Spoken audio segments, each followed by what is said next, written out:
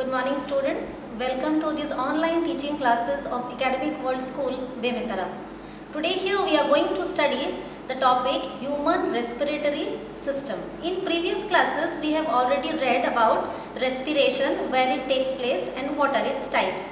Today we will start the various organs which are associated with this respiratory system. So let's start. See here you will find the diagram of human respiratory system. Here the first one which we begin is the nose. We all know that we take in air, that is oxygen, and we give out carbon dioxide through the nose. So first we will start with the first one, that is external nostrils. External nostrils.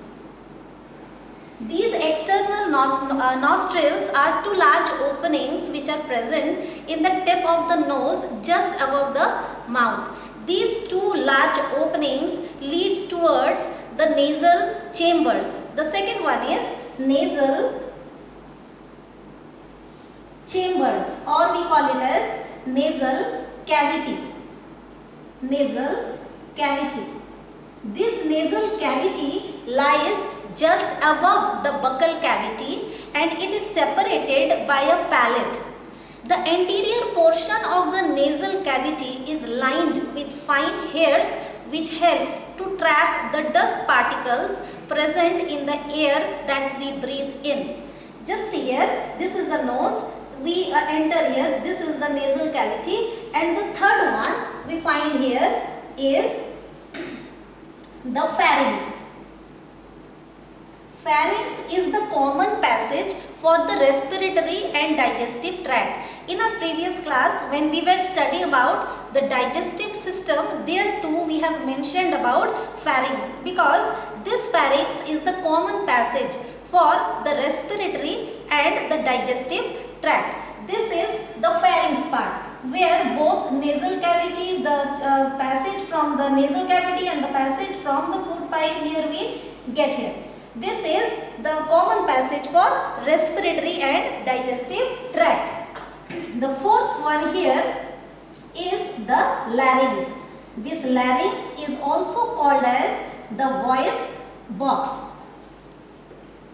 From the name itself we understand that it is this portion which is responsible for the production of sound. Larynx we can locate as the anterior part, wide anterior part. See here, it is a wide anterior part of trachea. Just from below it begins the trachea. So larynx is the wide anterior part of the trachea.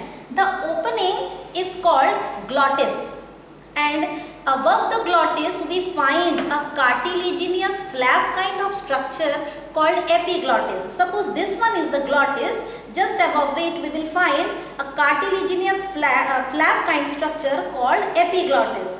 What happens when we swallow the food? This epiglottis covers the respiratory tract and prevents the food to enter. So this glottis, because it is present above the glottis, we call it as epiglottis. And this larynx, which is called the voice box, contains two vocal cords. When air passes, these vocal cords vibrate and produces sound, which helps in speech. Externally, in males, you can find this larynx, you can position it. You will find a large protuberance type present in this portion, which we call it as Adam's apple. It is mostly visible in males, and this is that exact location where larynx is present. After that larynx, next one comes is trachea. See here, this was the larynx, the anterior wider portion was larynx. Just from the base of the larynx starts the trachea. If we see the trachea closely, we will find that here incomplete C-shaped cartilaginous rings are present. C-shaped cartilaginous rings are present. What is the function of this cartilaginous ring?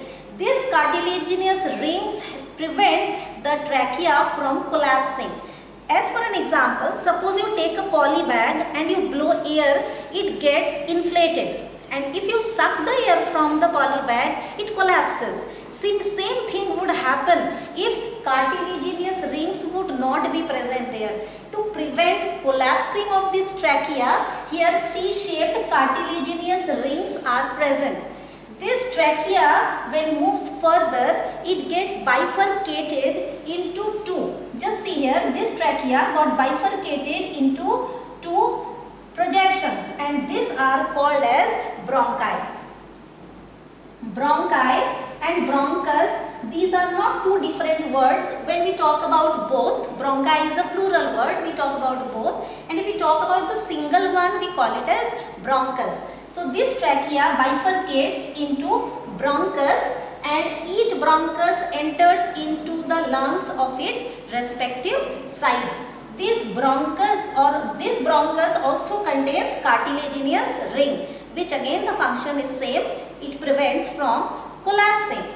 When the bronchus enters into the lungs, this again branches and rebranches to form bronchioles. It just looks like a tree, like the stem giving out branches, and the branches ending up with the leaves. Similarly, the bronchus enters into the lungs, branches to form bronchioles, and bronchioles end up with a sac kind of structure called alveoli.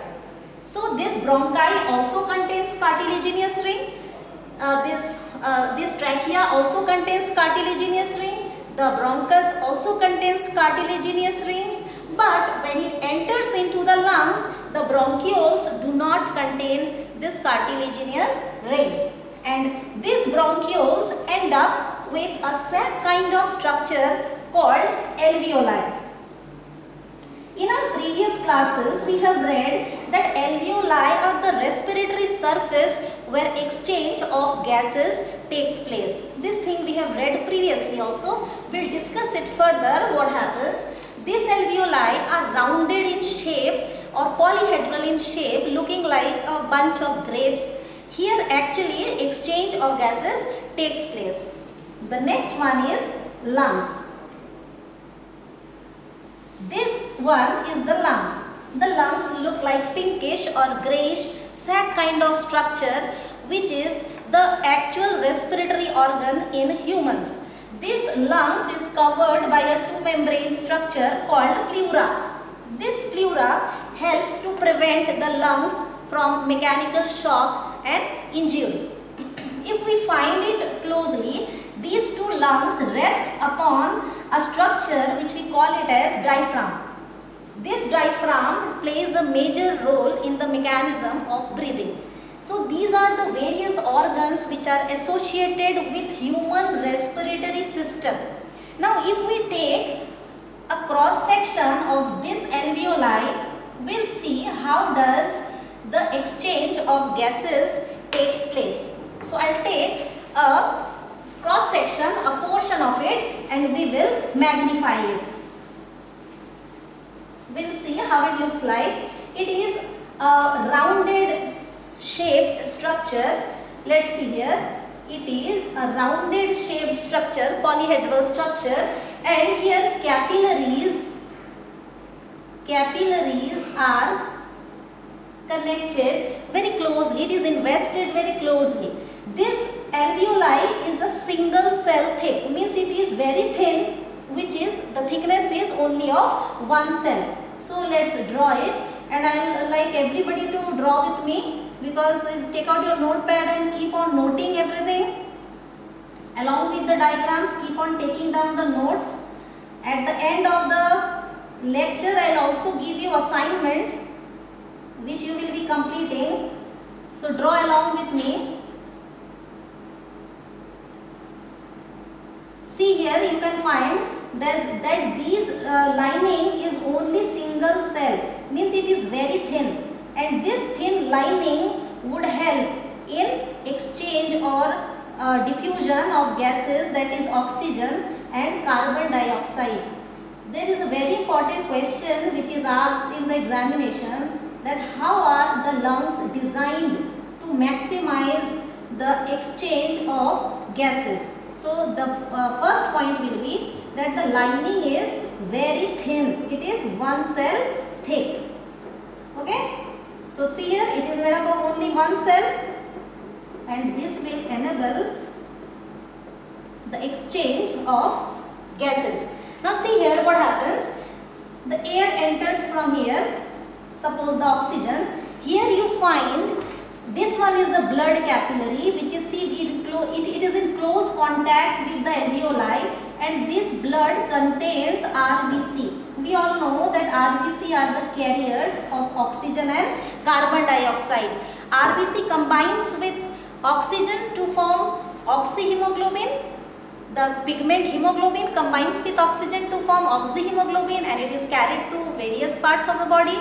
After the respiration, the respired gas, that is carbon dioxide, combines with RBC to form carboxyhemoglobin, and it is brought. So blood plays a major role for transportation. It acts as a vehicle. So what happens, see here, suppose this one is the blood capillary. Let me label it. It is blood capillary, right? And this one is the RBC. See here, the oxygen enters, and here it diffuses through this single cell lining, and it is taken by the RBC. The RBC would carry it out. The RBC would carry it out through diffusion of oxygen. Similarly, after respiration, the RBC, which is bringing the carbon dioxide, will be diffused in this way, and it will be carried out. This is carbon dioxide escapes into blood capillary. Right? Here, this portion we can label it as ventilation. So what is the characteristic or the feature of a lung, or how is the lung designed to maximize the exchange of gases is, the first point would be, let me erase this portion.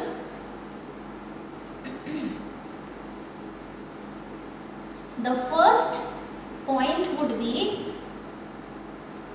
first one is, there are large number of alveoli. There are large number of alveoli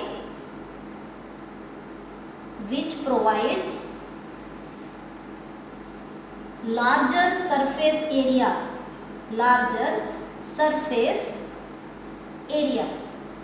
What we saw is that when bronchus enters into the lungs, it branches and rebranches and end up with alveoli. So the number of alveoli are numerous, it is too many.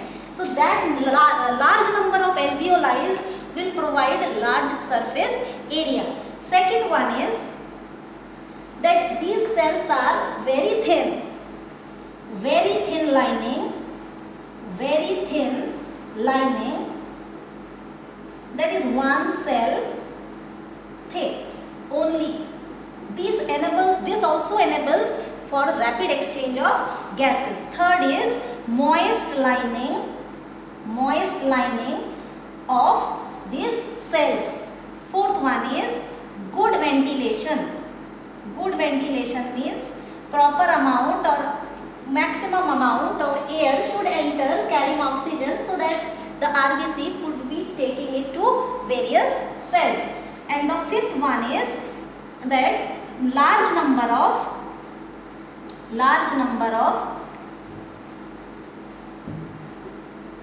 blood capillaries are invested.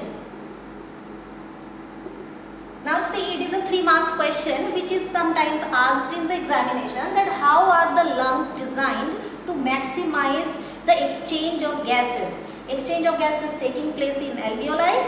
There are numerous alveoli providing larger surface area, very thin lining, one cell thick, moist lining, good ventilation, and large number of capillaries. So what we have completed is, we have completed the organs that are associated with the respiratory system. Second is, we have discussed how the gases are exchanged in alveoli.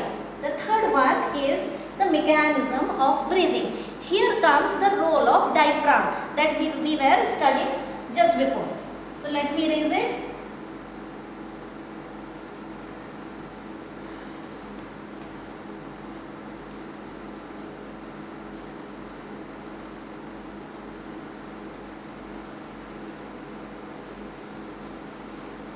See here, mechanism of breathing. Mechanism of breathing involves two processes. Mechanism of breathing involves two processes. One is inhalation. In this process, we take in air containing oxygen. And second one is exhalation, in which we give out the air containing carbon dioxide. But why this inhalation and exhalation takes place? That is what we'll understand from the mechanism of breathing. So I'll make here two diagrams. One for inhalation, and second is exhalation. Actually, what happens in inhalation, what happens to the lungs, we'll see.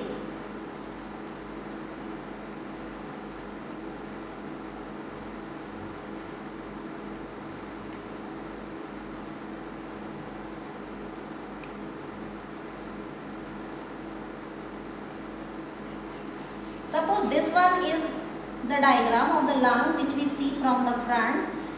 These are the ribs. We know that lungs are very delicate organs which is protected by the rib cage. The rib cage covers the lungs so that it prevents from any shock or injury. So these are the ribs. We'll see what happens. Second diagram which we will draw is of exhalation. What happens to the lungs when exhalation or we give out the foul air, that is carbon dioxide.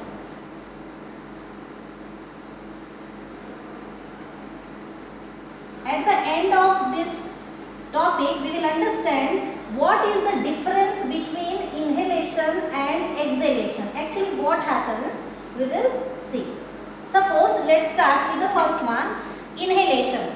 In inhalation, we know that we take in air. The air will rush inside. Air rushes inside. These ribs that you see, the dotted structure, ribs, these ribs will be pulled out. These ribs will be pulled out. Ribs pulled out. If when the ribs are pulled out, this diaphragm, this will come down, it will become flat. Diaphragm, this diaphragm will be pulled down. It becomes flat. Now when the ribs are pulled out and the diaphragm is pulled down, the volume of the thoracic cavity increases. The volume of this cavity increases. Volume increases.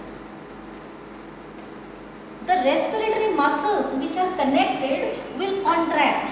What will happen to the respiratory muscles? Respiratory muscles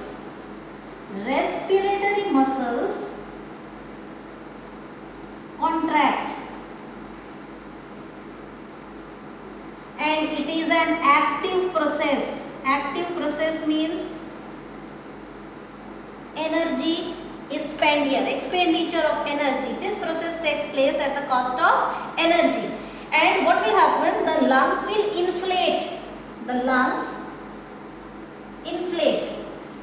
So let's see what happens when in the process of inhalation. The first is the air rushes inside.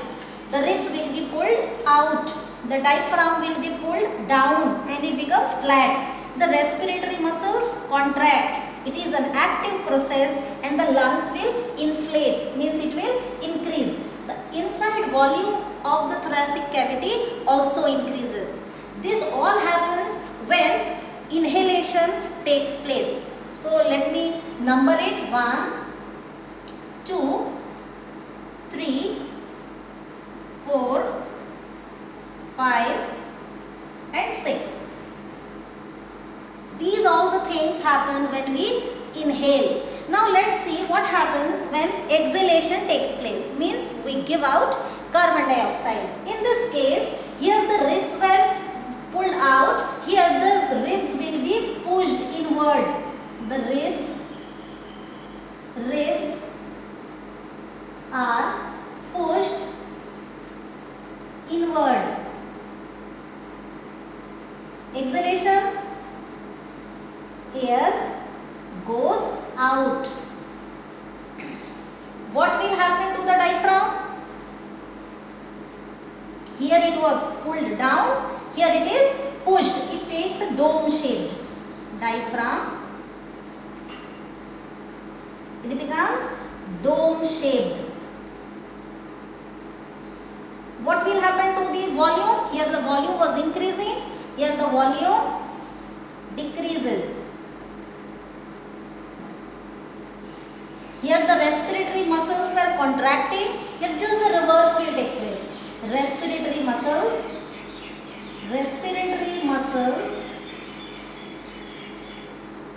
expand. This inhalation is active process and exhalation is passive process.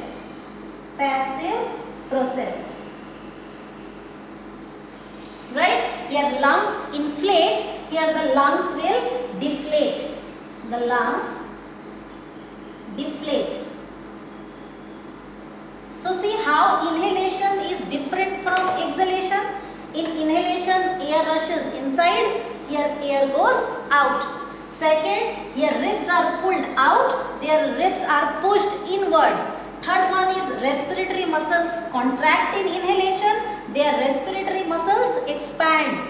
Fourth one, it's an active process, whereas exhalation is a passive process. Fifth one, the diaphragm is pulled down, it becomes flat. Here the diaphragm is pushed upward, it takes a dome shaped. The lungs inflate here, here the lungs deflate. So these are the two differences between inhalation and exhalation. So we have covered the third one, that is mechanism of breathing.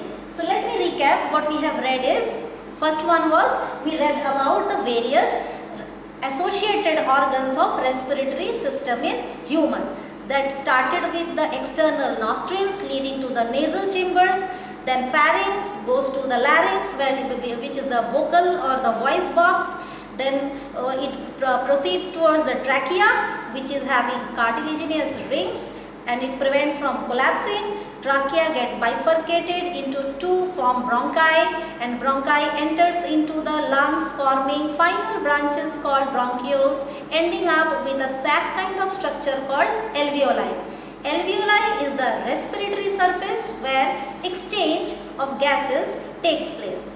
There are some features of the lungs that we have discussed which is responsible to maximize the exchange of gases. The next one is mechanism of breathing, which is inhalation and exhalation. This shows that how inhalation is different from exhalation. So note down everything which is given here in the form of notes and also complete the assignment. You can complete the assignment in any copy, do it in a neat handwriting, take a pic and send it through the message option in ERP. So I'll give you the assignment here. Write down the assignment.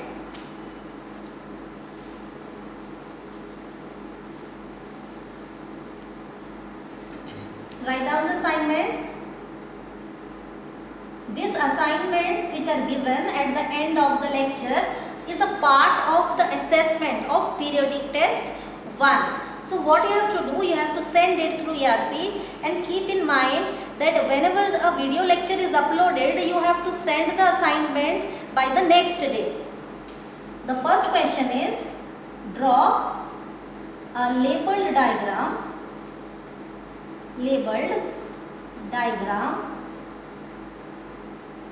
of human respiratory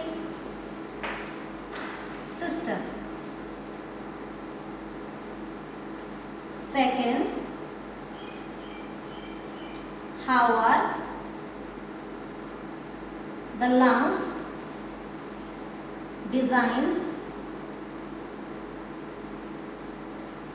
to maximize the exchange of gases. The third question is, why rings of cartilage are present in trachea. Okay, these are the 3 assignments. Complete and uploaded by tomorrow. Thank you.